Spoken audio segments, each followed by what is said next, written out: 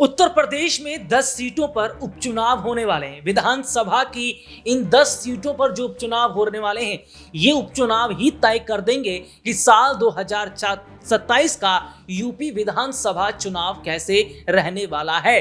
क्योंकि अगर बात करें तो ये चुनाव जहां बीजेपी के लिए अग्नि परीक्षा से कम नहीं, तो ये समाजवादी पार्टी के लिए करो या मरो की स्थिति दिखा रहा है। तो क्या बसपा अपना खोया हुआ अस्तित्व इस उपचुनाव के जरिए पालेगी?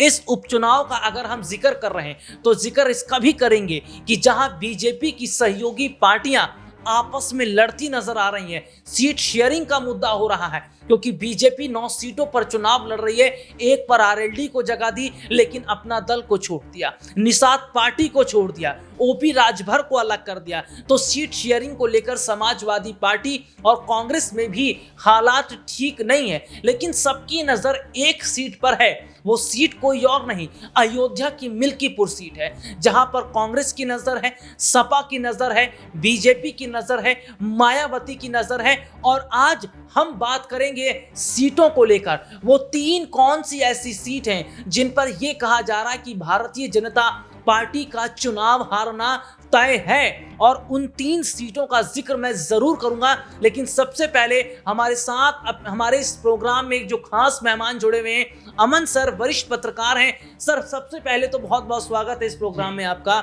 और सर, सबसे बड़ा सवाल अगर हम चुनावों को लेकर कर रहे हैं तो चुनाव केवल उत्तर प्रदेश में नहीं, विधानसभा के चुनाव बिहार में होने वाले हैं, झारखंड में हैं, फिर दिल्ली में भी हैं। लेकिन उत्तर प्रदेश की जो तस्वीर हम देख रहे हैं भारतीय जनता पार्टी के लिए ठीक नहीं, क्योंकि लोकसभा चुनावों में उत्तर प्रदेश के अंदर जो बीजेपी का प्रदर्शन रहा, ये उम्मीद योगी आदित्यनाथ ने भी नहीं की थी। लेकिन अगर बात करें तो बीजेपी की सहयोगी पार्टियां जो है, अब वो कहीं ना कहीं बीजेपी के खिलाफ खड़ी जो हुई है, क्या हार का एक बड़ा कारण वो उपचुनाव में बीजेपी के लिए बनेंगी? देखिए राहुल, मुझे एक शेर याद आ रहा है जिसमें कहा गया है कि बनी के चेहरे पे लाख निसार होते हैं और जब बन के बिगड़ती है तो दुश्मन हजार होते हैं। आज कमोवेश बीजेपी की स्थिति वैसी नजर आ रही है। आप जरा गौर करिए कि 4-5 महीने पहले के अगर हम देखें तो मोदी और योगी का जो मैजिक था उसकी हर कोई कह सकते हैं तारीफ करता हुआ नजर आता था, उनके कसीदे पढ़ते हुए नजर आता था। लेकिन जैसे ही चुनाव होते हैं बीजेपी 33 सीटों पर सिमट जाती है,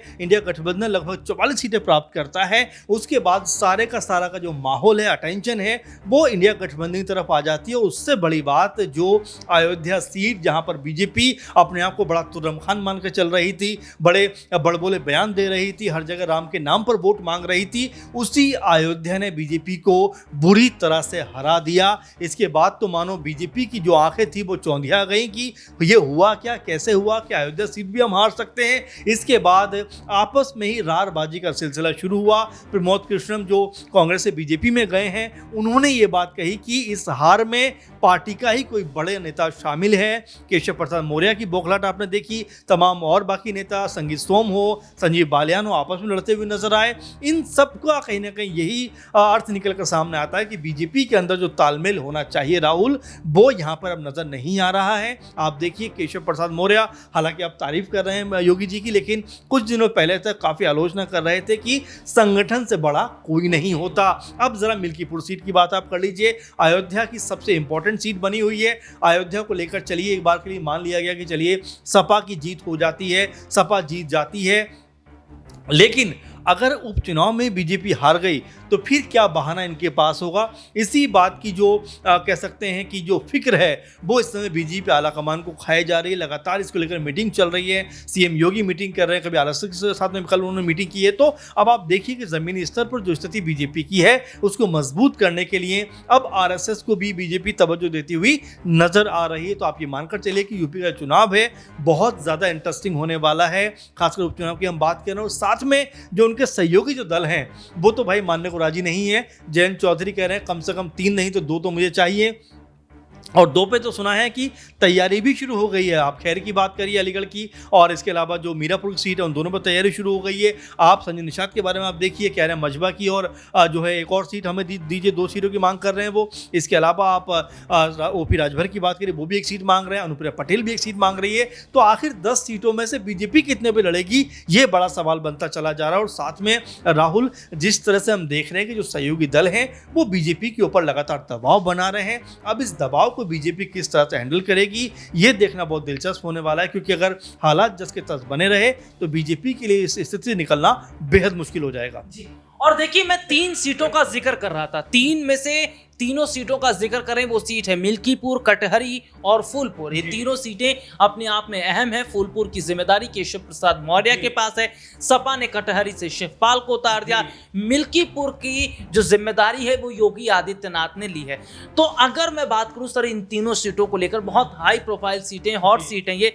और कटिहरी का अगर जिक्र कर लेते हैं, शिवपाल यादव पर एक बड़ा दांव खेला है समाजवादी पार्टी ने। यहां से शिवपाल का आगे का रास्ता तय होगा। जी देखिए, मुझे राहुल ऐसा लगता है कि शिवपाल यादव के बारे में जब भी बात होती है तो उनको बड़ा अंडर एस्टिमेट किया जाता है, उनको ज़्यादा चर्चा नहीं मिलती। लेकिन अगर आप गौर करेंगे तो सबसे ज़्यादा रणनीतिकार वही हैं। आप देखिए, बदायूं से उनका टिकट हो जाता है, एन वक्त पर वो कहते नहीं, मैं नहीं, मेरा बेटा चुनाव लड़ना चाहिए, क्योंकि उनको पता था हवा और रुख इस समय सपा के साथ, और यही मौका है कि अपने बेटे को इस्टेब्लिश कर दिया जाए। और देखिए, चुनाव वो जीत जाते हैं। तो आप समझिए कि जो पूरी की पूरी पर्दे के पीछे की जो एक डायरेक्टर होता है, कह सकते हैं कैमरा के पीछे, उन्होंने पूरी की पूरी कमान संभाल रखी है, उन्होंने पूरी कमान अपने हाथों में ले रखी है। और चाहे कटहरी की बात करें, चाहे फूलपुर की बात करें, मिल्कीपुर की बात करें, मीरापुर की बात करें, या और बाकी सीटों की बात करें, वहां पर जिस तरह का प्रभाव शिवपाल यादव का नजर आ रहा है, उसी की वजह से बीजेपी के अंदर डर का माहौल है। एक जगह केशव प्रसाद मौर्य नजर आते हैं, एक जगह खुद सीएम योगी दिखाई पड़ रहे हैं कि वे मैं कमान संभालूंगा। तो आप समझ रहे हैं कि किस तरह का डर का माहौल एक तरीके से बीजेपी के अंदर बना हुआ है। जबकि यही बीजेपी कुछ दिनों पहले तक समाजवादी पार्टी को समाप्तवादी पार्टी कहती थी कि भाई ये तो खत्म हो चुके हैं, इनका कोई नहीं, कुछ नहीं होने वाला है। लेकिन उसी पार्टी ने या उसी गठबंधन ने आज बीजेपी को जमीन पर उतरने के लिए मजबूर कर दिया है, खासकर सीएम योगी को और उप मुख्यमंत्री केशव प्रसाद मौर्य को। अगर स्थिति नहीं संभाल पाए, जैसा आप देखिए, अगर केशव प्रसाद मौर्य जिस तरह के कह सकते हैं कि तमाम माहौल बनाने का प्रयास कर रहे हैं, लेकिन खुद की सीट भी वो हारे हुए हैं। ये भी आप जरा गौर करिए कि सिरातू सीट से उनको पल्लवी ने हराया था। तो ऐसे में कितना बड़ा उनके प्रति लोगों का आकर्षण, ये भी सामने आ जाता है। यहाँ पर अगर एक बार फिर उनकी चुनी हुई सीट पर अगर बीजेपी को हार मिलती है, या बीजेपी ने जिस उम्मीद के साथ उनको वो सीट दी है कि भाई आप काम नाम देखिए यहाँ का, अगर वो सीट हार गए तो आप ये मानकर चलिए कि बीजेपी के साथ साथ में केशव प्रसाद मौर्य की राजनीति पे भी एक तरीके का विराम लगता हुआ नजर आ सकता है। साथ में सीएम योगी जिस तरह के कह सकते हैं अपने हाथों में कमान ले रखी है, अगर यहाँ पर बीजेपी मिल्कीपुर सीट हार जाती है तो ये उनके लिए भी एक बहुत बड़ा झटका होगा। और यहाँ से फिर बीजेपी को अपनी नई रणनीति पर काम करना पड़ेगा, क्योंकि अगर यहाँ पर बीजेपी को हार मिलती है तो आने वाले 2027 के लिए कहीं ना कहीं जो इंडिया गठबंधन या जो सपा है उनकी राह आसान हो सकती है। सर, यहीं से एक सवाल लेना चाहूंगा। साल 2027 में जो विधानसभा के चुनाव होने वाले हैं, उस चुनाव से पहले क्या माना जाए कि बीजेपी की जो सहयोगी पार्टियां भी सीट शेयरिंग को लेकर नाराज चली, आने वाले वक्त में समाजवादी पार्टी की तरफ जा सकती है? बिल्कुल संभावनाएं कभी खत्म नहीं होती राहुल। अगर आप देखें, जयंत चौधरी कल तक सपा के साथ ही थे, ओपी राजभर सपा के साथ चुनाव लड़े हैं, पल्लवी सपा के साथ ही थी। तो ऐसे में ये कहना कि भाई इधर से नहीं आएंगे, मेरे ख्याल से राजनीतिक तौर पर बहुत ठीक नहीं होगा, क्योंकि राजनीति में पल पल समीकरण बदलते हैं, पल पल चीज़ें बदलती हैं, और कई बार विचार बदलते हैं, स्टेटमेंट बदलते हैं, कई बार आप देखिए कि माहौल बदलने के साथ में लोग भी बदल जाते हैं। तो ये तमाम चीज़ें होती हैं। लेकिन हाँ, ये ज़रूर मानकर चलिए कि 2027 का चुनाव अगर यहाँ से बीजेपी उपचुनाव हारती है तो 27 में उसके लिए अपने आप को बचाना बहुत मुश्किल होने वाला है। क्योंकि 2022 का भी चुनाव देखें आप तो लगभग 110-11 सीटों पर सिर्फ सपा ने जीत दर्ज की थी। अगर हम जयंत चौधरी ओपी को भी मिला दें तो 125 के आसपास सीटों पर जीत दर्ज की थी। ऐसे में अगर हम 70-80 सीटें जो 1000-2000 के मार्जिन से सपा हारी, अगर उनको भी जोड़ लें तो यहाँ पर फाइट बराबर की नजर आई थी। तो ऐसे में योगी जी को पूरी बीजेपी को समझ रखनी पड़ेगी, समझना पड़ेगा कि अगर इस कॉन्सेप्ट को, इस पूरे के पूरे समीकरण को अगर वो नहीं समझ पाए तो यहाँ पर उनको मुँह की खानी पड़ सकती है। क्योंकि लगातार 2 बार से सीएम योगी जी इसका सत्ताई कमान संभाल रहे हैं। तो ऐसे में उनके ऊपर जिम्मेदारी सबसे अधिक होगी कि भाई 10 साल में आखिर आपने किया क्या। तो ऐसे में सेमीफाइनल है, आप एक तरीके से अगर देखा जाए ये उपचुनाव, अगर इसमें बीजेपी को हार मिलती है तो 27 में बिल्कुल इसमें कोई दो राय नहीं है कि सपा के लिए स्थिति आसान हो सकती है। बहुत बहुत शुक्रिया सर आपका। और देखिए सर ने बारीकी से ये समझाया कि आने वाले वक्त में बीजेपी की सहयोगी पार्टियों की संभावनाएं कहां बन रही है और उपचुनाव ही तय कर देंगे कि 27 का चुनाव कौन जीतेगा। आपका इस मुद्दे पर क्या राय है कमेंट करके जरूर बताइएगा। फिलहाल आज के लिए इतना ही। देश और दुनिया से जुड़ी तमाम बड़ी खबरों को देखने के लिए हमारे चैनल नेक्स्ट 9 पॉलिटिकल बाइट के साथ जुड़े रहिए।